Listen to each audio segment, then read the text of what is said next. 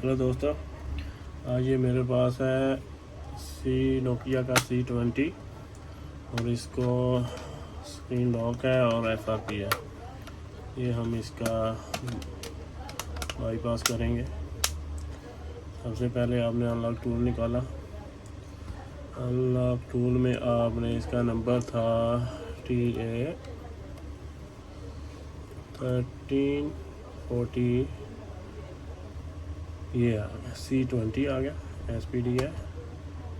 इसको सेलेक्ट किया और इसको सेलेक्ट किया लिया और इस पर फैक्ट्री रीसेट पे आपने क्लिक कर दिया।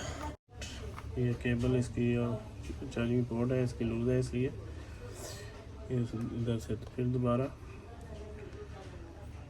वॉल्यूम डाउन प्रेस करें और होल्ड करें और चार्जिंग लगा दें।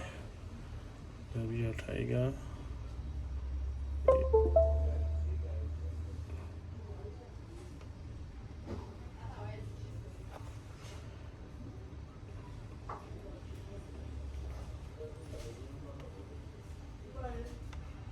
इसका लूज है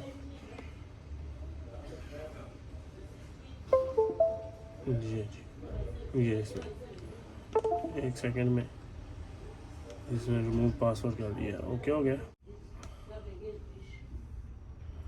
ये भी रीसेट हो रहा है।